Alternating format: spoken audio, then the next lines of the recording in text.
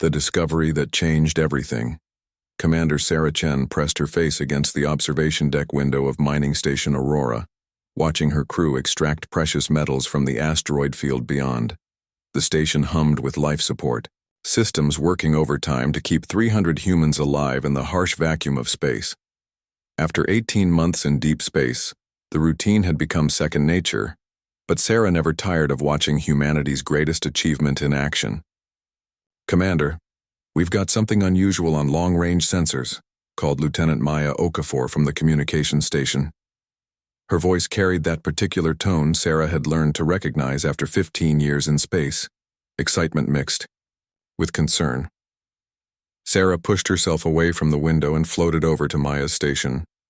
The artificial gravity in this section had been acting up for weeks, another reminder of how far they were from home. "What kind of unusual?" Maya pointed to her display where a small blip moved slowly across the screen. "It appeared about an hour ago, roughly 2,000 kilometers off our starboard side. It's not natural. The movement pattern is too precise, too purposeful." Dr. Alex Rodriguez, the station's lead xenobiologist, drifted over from his workstation. Despite being assigned to a mining operation, Alex had insisted on joining the mission. His theory was simple. If humanity was going to explore deep space, they needed to be prepared for what they might find. Most of the crew had laughed at his optimism about finding alien life. Now, staring at the sensor display, nobody was laughing. "Could it be debris from another human mission?" Sarah asked, though she already knew the answer. No other human vessels operated this far from Earth. "Negative, Commander," Maya replied, her fingers dancing across her console. "The energy signature is completely unknown. It's generating power in a way our computers can't identify, and the hull composition doesn't match any materials in our database." Sarah felt her heart rate increase. In all of human space exploration, they had found plenty of dead worlds, ancient ruins, and fascinating geological formations, but they had never found active alien technology. She activated the station-wide intercom with steady hands despite the excitement building in her chest. "Attention all personnel, this is Commander Chen. We have detected what appears to be an unidentified vessel in our vicinity. All department heads report to the command center immediately. This is not a drill." Within minutes, the command center filled with floating personnel. Chief Engineer Roberto Santos, Medical Officer Dr. Jennifer Walsh, Security Chief Tom Bradley, and a dozen other senior staff members gathered around the main display. "Here's what we know," Sarah began, activating the holographic projector. The mysterious object appeared as a three-dimensional image in the center of the room. "Unknown vessel approximately 50 meters in length, generating power through means we don't understand, and it's been observing us for at least an hour." Dr. Rodriguez studied the hologram with intense focus. "The design is completely alien to human engineering principles. Look at those curved sections. They're not optimized for any propulsion system we use. This suggests a completely different approach to space travel." Security Chief Bradley crossed his arms. "Commander, we need to consider the possibility that this could be a threat. We're 300 people in a mining station, not a military vessel." "I understand your concerns, Tom," Sarah replied, "but this could also be the most important moment in human history. First contact with an alien species." Maya's console chimed urgently. "Commander, the vessel is moving. It's approaching our position slowly, almost like..." "Like what, Lieutenant?" "Like it wants to communicate." The bridge fell silent as everyone watched the alien vessel draw closer. Sarah made a decision that would change the course of human history. "Maya, open all communication channels. Broadcast on every frequency we have available. Let them know we're here and we want to talk." For 30 minutes, they transmitted everything they could think of. Mathematical sequences, musical compositions, images of Earth, and basic scientific data. The alien vessel continued its slow approach, eventually stopping just 500 meters from the mining station. Then, without warning, Maya's console exploded with activity. "Commander, we're receiving a transmission. The computer is trying to decode it, but the signal structure is completely foreign." "Keep working on it," Sarah ordered. She turned to address the room. Ladies and gentlemen, we are potentially moments away from first contact with an alien species. I want everyone to remember that we represent all of humanity right now. Let's make a good impression. After another 20 minutes of intense work, Maya finally looked up with wonder in her eyes. I think I've got something. The computer has identified patterns that might be language structures. Putting it through the translation matrix now. A new voice filled the command center, distinctly inhuman but speaking recognizable words. Greetings, unknown builders. We are Kethran, seekers of knowledge from distant stars. We observe your construction with great curiosity. May we approach for peaceful exchange? The room erupted in excited whispers, but Sarah raised her hand for silence. She activated the communication system and spoke clearly. This is Commander Sarah Chen of the human mining station Aurora. We welcome you, Kethran. We also seek knowledge and peaceful exchange. You may approach. Over the next hour, a small shuttle detached from the alien vessel and docked with the mining station. The moment Sarah had dreamed of since childhood was finally happening. 3 beings emerged from the shuttle, each standing roughly 7 feet tall with elongated limbs and silvery skin that seemed to shimmer in the station's lighting. They wore environmental suits, similar to human designs, but with technology that seemed decades ahead of anything humans had developed. The lead alien stepped forward and spoke through a translation device attached to its suit. I am Captain Zekthul of the Kethran research vessel Wandering Star. These are my colleagues, researcher Veltar and navigator Hixnal. We have traveled far to investigate the unusual energy signatures emanating from this region of space. Sarah extended her hand in greeting, though she wasn't sure if the gesture would be understood. Welcome aboard Aurora, Captain Zekthul. We're honored to meet representatives of your species. Zekthul tilted his head in what might have been curiosity and cautiously touched Sarah's hand with a gloved appendage. Your species appears similar to several others we have encountered, yet your technology creates patterns we have not seen before. Dr. Rodriguez stepped forward, barely containing his excitement. Captain, we would be fascinated to learn about your travels and the other species you've encountered. This is humanity's first contact with alien life.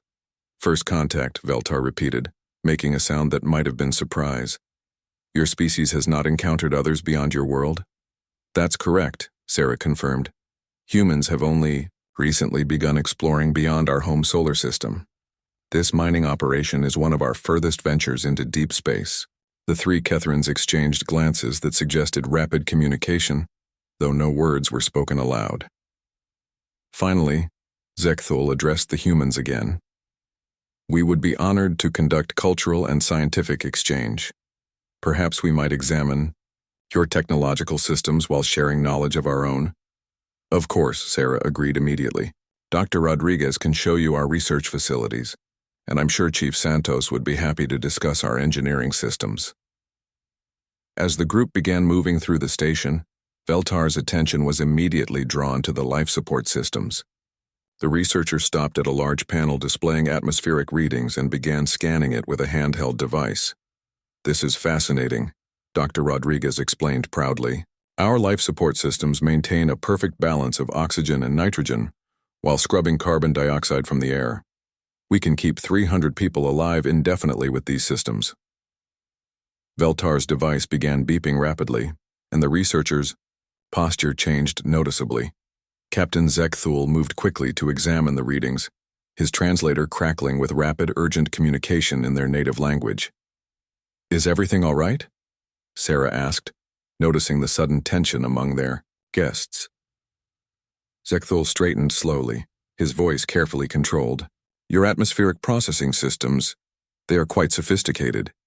You actively remove carbon dioxide while maintaining high oxygen levels throughout your habitat? Yes, Chief Santos replied, pleased by the apparent interest. We've perfected the technology over decades. Our scrubbers can process the waste gases from hundreds of people, while our oxygen recyclers ensure perfect atmospheric balance. It's one of our greatest engineering achievements. The translation device fell silent. for several long seconds. When Zekthul spoke again, his voice carried a different tone entirely. "Commander Chen, we need to return to our vessel immediately. There are urgent matters requiring our attention." Sarah frowned at the abrupt change in demeanor. Of course, but is there something wrong? Have we said something offensive? No offense has been taken. Navigator Hicksnall spoke for the first time, though the translation carried undertones of what sounded like barely controlled panic. We simply must consult with our superiors about the implications of what we have learned here. As the Kethrin delegation hurried back toward their shuttle, Veltar continued scanning everything related to the life support systems. The researcher's device was now beeping almost continuously, and Sarah could see what appeared to be distress in the alien's body language. Dr. Rodriguez caught Sarah's arm. "Commander, something's wrong. They were fine until we started talking about atmospheric processing." At the airlock, Captain Zekthul turned back one final time. "Commander Chen, please do not attempt to follow us or establish contact with other vessels. For the safety of all species, remain in this location until we can determine the proper course of action." Before Sarah could ask what he meant, the Kethrins sealed themselves in their shuttle and departed with unusual haste. Within minutes, their main vessel began moving away from the mining station at high speed. Back in the command center, Maya tracked the alien ship's departure while the senior staff tried to make sense of what had just happened. The excitement of first contact had been replaced by confusion and growing concern. "They seemed terrified," Dr. Walsh observed. "But of what?" "We showed them our most benign systems: life support, mining equipment, research facilities." Dr. Rodriguez was studying the readings from his own scanners, trying to understand what had spooked their visitors. "Commander, I think we need to consider the possibility that something about our technology frightened them." "Our technology?" Chief Santos sounded offended. "We showed them mining equipment and air recyclers. What could possibly be threatening about that?" Maya's console chirped with an incoming transmission, and she quickly routed it to the main speakers. But instead of the measured tones of Captain Zekthul, they heard rapid, panicked communication in the Kethrin language. The translation system struggled to keep up, but fragments came through clearly. Atmospheric manipulation on massive scale, carbon dioxide elimination systems, oxygen saturation beyond theoretical limits, possible terraforming weapons, immediate evacuation protocol, warn the collective. The transmission cut off abruptly, leaving the command center in stunned silence. Outside the observation windows, the Kethrin vessel was now just a distant point of light, accelerating away from human space at incredible speed. Sarah stared at the empty space where humanity's first alien contact had vanished, beginning to understand that something had gone terribly wrong. The aliens hadn't fled because they were afraid of humans. They had fled because they thought humans possessed weapons of unimaginable power.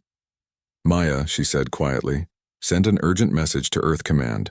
Tell them we need xenobiological specialists and diplomatic experts out here immediately. I think we're about to have much bigger problems than mining asteroids." As the mining station continued its lonely orbit, none of the crew realized that Captain Zekthul was at that very moment composing a message that would bring the full might of the Kethrin collective racing toward human space, convinced that they had discovered a species capable of weaponizing entire planets' atmospheres. The age of human innocence in the galaxy had just come to an abrupt end. When fear becomes war 3 weeks after the Kethrin departure, Mining Station Aurora had received no response to their urgent messages to Earth Command. The crew had returned to their daily routines, but an undercurrent of tension ran through every conversation. Commander Sarah Chen found herself staring out at the stars more frequently, wondering if they would ever see their alien visitors again. Dr. Alex Rodriguez had spent every waking hour analyzing the encounter, trying to understand what had triggered such panic in beings who had seemed genuinely peaceful. His research had led him down a troubling path of possibilities, each more concerning than the last. "Commander," Lieutenant Maya Okafor called from her station, her voice tight with urgency. "Long-range sensors are detecting multiple vessels approaching our position. Large vessels." Sarah's blood ran cold as she pushed off from the observation deck and floated quickly to the command center. How many? 12, no, 15 contacts and counting, Maya replied, her fingers flying across her console. They're using similar technology to our first visitors, but these ships are much larger. Military configuration, if I had to guess. The holographic display showed a formation of vessels approaching from the direction the original Kethrin ship had departed.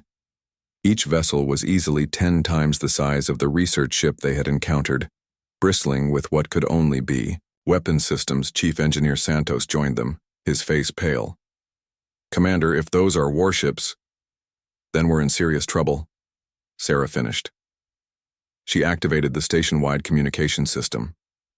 All hands, this is the commander. We have multiple unknown vessels approaching our position. All personnel are to report to emergency stations immediately. This is not a drill. Dr. Rodriguez arrived in the command center, carrying a datapad loaded with his research. Commander, I think I know why they're here, and it's worse than we thought. Explain, Doctor, quickly. Rodriguez activated his pad, showing atmospheric analysis charts. I've been studying the Kethrin reactions during their visit. Their panic began the moment we described our life support systems. I think they don't understand that we need oxygen to survive. Security Chief Bradley frowned. What do you mean? Think about it from their perspective, Rodriguez continued urgently. They encounter a species that actively removes carbon dioxide from their environment while maintaining high oxygen levels. To them, that might look like terraforming weapons, Sarah whispered, the pieces falling into place. They think we're weaponizing our atmosphere. Maya's console erupted with activity. Commander, we're receiving a transmission. Multiple frequencies, high power. They want to talk. Put it through, Sarah ordered, steeling herself for what was coming. Voice that filled the command center was different from Captain Zechthel's measured tones. This speaker's words carried the authority of command and the edge of barely controlled aggression. Human vessels, this is Fleet Commander Grixtal of the Kethrin Collective Defense Force. You are in violation of galactic bioweapon protocols. Prepare to be boarded for inspection and quarantine. Sarah stepped forward, fighting to keep her voice steady. Fleet Commander, this is Commander Sarah Chen of Mining Station Aurora. We are not carrying any bioweapons. We are a peaceful mining operation. Your atmospheric manipulation systems have been classified as planetary-scale terraforming weapons, Grixtal replied without hesitation. Your ability to eliminate carbon dioxide while maintaining toxic oxygen levels poses an existential threat to chlorine-based life forms throughout the galaxy.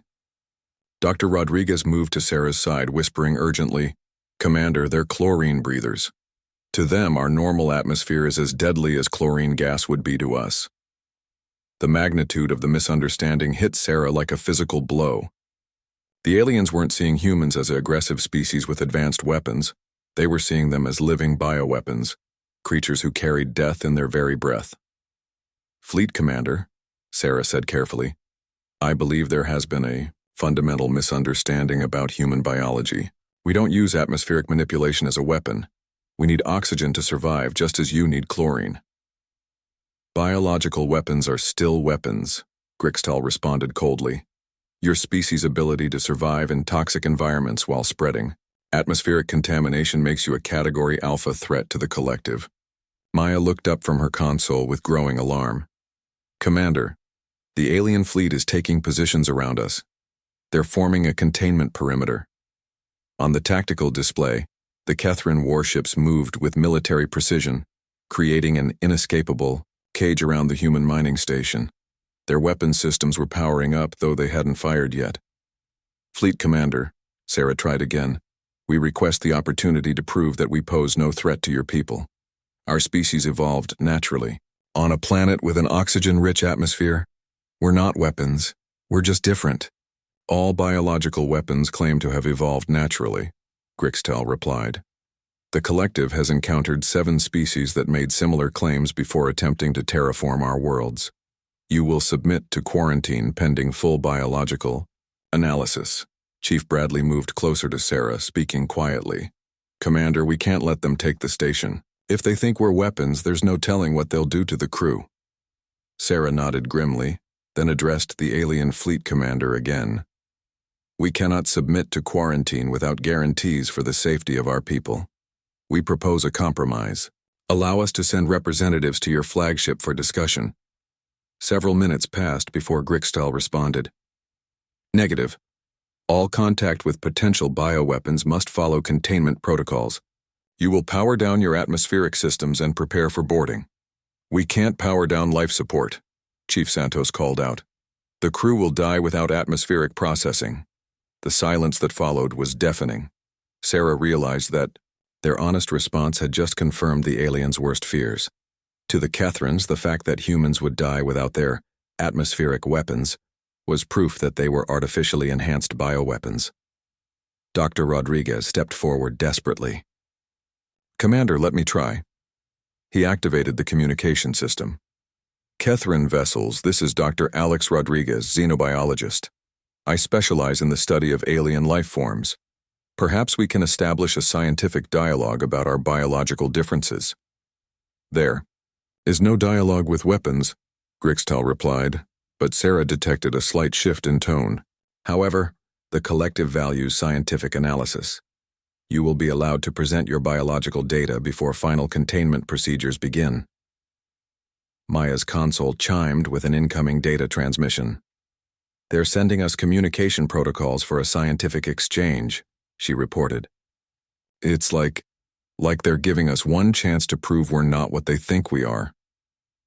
Dr. Rodriguez worked frantically to compile a comprehensive biological profile of humanity.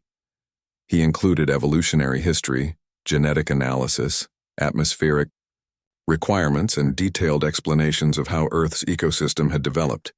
The data package represented millions of years of human evolution compressed into digital format. Transmitting now, Maya announced.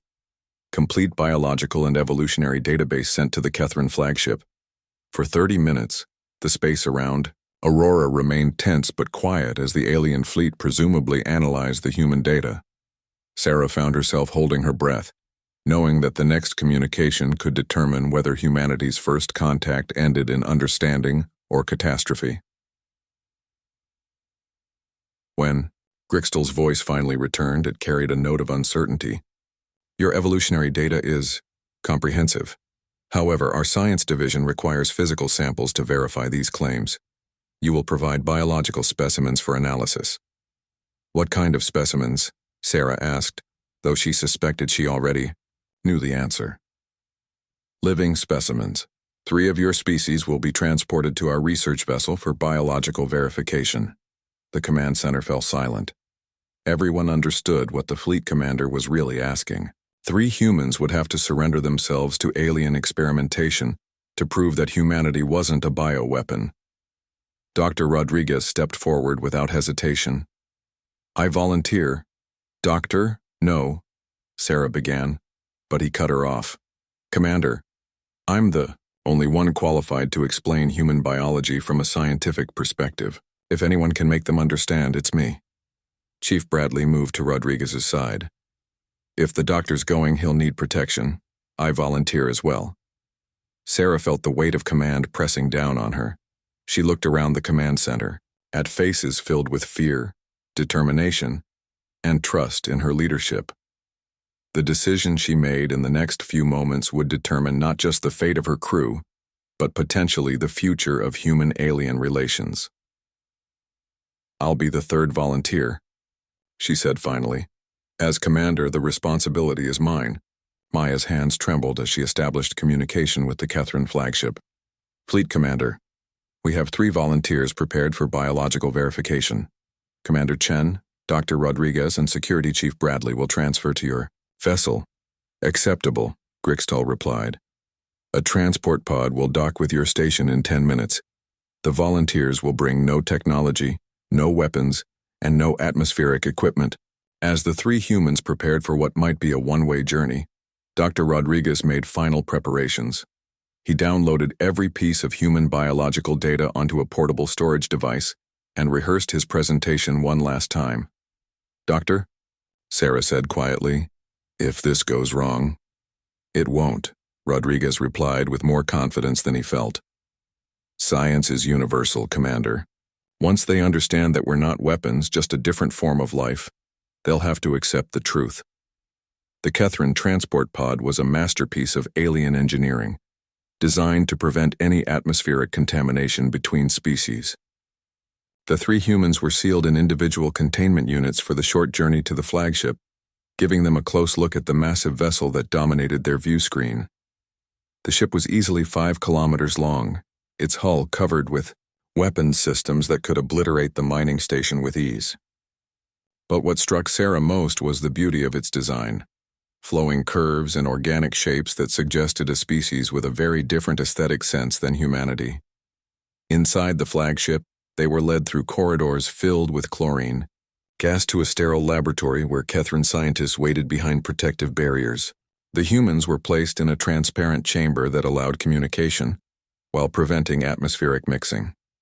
Researcher Veltar was among the science team, and Sarah recognized the being who had originally scanned their life support systems.